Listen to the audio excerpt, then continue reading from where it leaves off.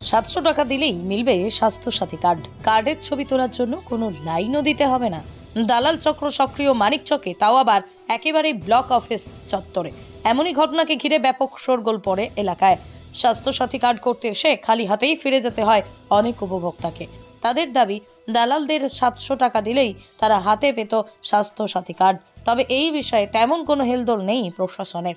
ঘটনাটি কানে শুনলেও লিখিত অভিযোগ না হয় কোনো রকম পদক্ষেপ গ্রহণই করেননি ব্লক প্রশাসন। ঘটনা সম্পর্কে জানা গেছে, বিগত 2 দিন ধরেই মানিকচক ব্লক কমিউনিটি হলে ব্লক প্রশাসনের উদ্যোগে স্বাস্থ্যসাথী কার্ড প্রদান শিবিরের আয়োজন করা হয়। এদিন এই শিবিরে ধরমপুর, নূরপুর, মানিকচক অঞ্চলের বেশ কিছু বাসিন্দা কার্ড করতে আসলে তাদের আবেদনের মেয়াদ উত্তীর্ণ হয়েছে বলে শিবির থেকে ঘুরিয়ে দেওয়া হয়। তবে এই শিবির থেকে বেরোতেই বেশ কিছু দালাল তাদের দেখতে পেয়ে বলে 700 টাকা দিলেই তাদের তৎক্ষণাৎ স্বাস্থ্যসাথীর কার্ড দেওয়া হবে। রীতিমতো হতভম্ব হয়ে পড়েন উপভোক্তারা। পরবর্তীতে এই ঘটনা জানাজানি হতেই সংবাদ মাধ্যমের কর্মীদের দেখে সেখান থেকে চম্পট দেয় দালালরা। স্বাস্থ্যসাথী কার্ড তৈরিতে ব্লক অফিস চত্বরে যে দালাল চক্র সক্রিয়, সেই বিষয়ে তারা স্পষ্ট দাবি জানিয়েছেন।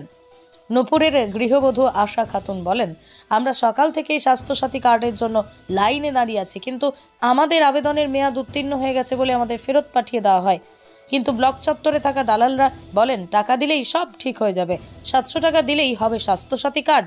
কিন্তু আমাদের কাছে টাকা না থাকায় আমরা কার্ড করতে পারলাম না। এখন খবর মানিকপুর।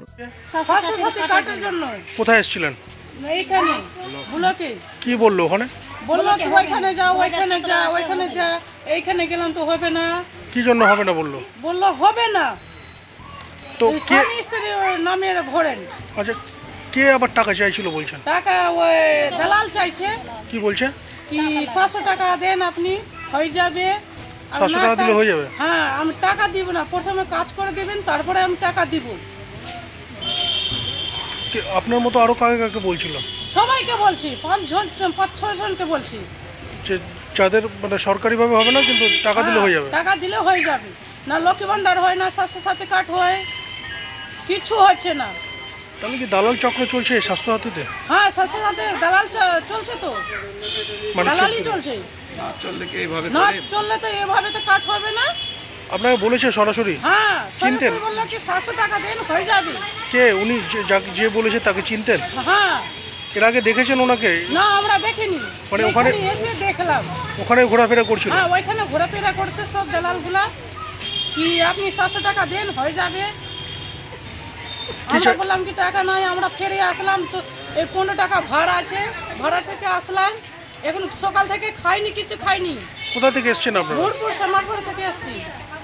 বিষয়টা নিয়ে কাউকে জানাবেন আপনারা? প্রশাসনকে জানাবেন যে এভাবে টাকা চাওয়া হচ্ছে বিষয়টা? আমরা তো জানি না, ওইভাবে চাইছে তো। এটা লোক বললো কি হ্যাঁ টাকা কেন চাইছে, ই করবে। তো আমরা বলছি ভিডিওকে পাইছি, তো ভিডিওকে পাই না ঘুরে। ওদের জন্য তো 10টার সময় এসছি, ভিডিও আসবে, ভিডিও নয়। আমরা আসি, ফের বললাম কি ঘুষ দিয়ে হবে, তো ঘুষ দিয়ে হচ্ছে না, টাকা চাইছে কেউ। কি নাম আপনার? আমরা আশা খাতুন।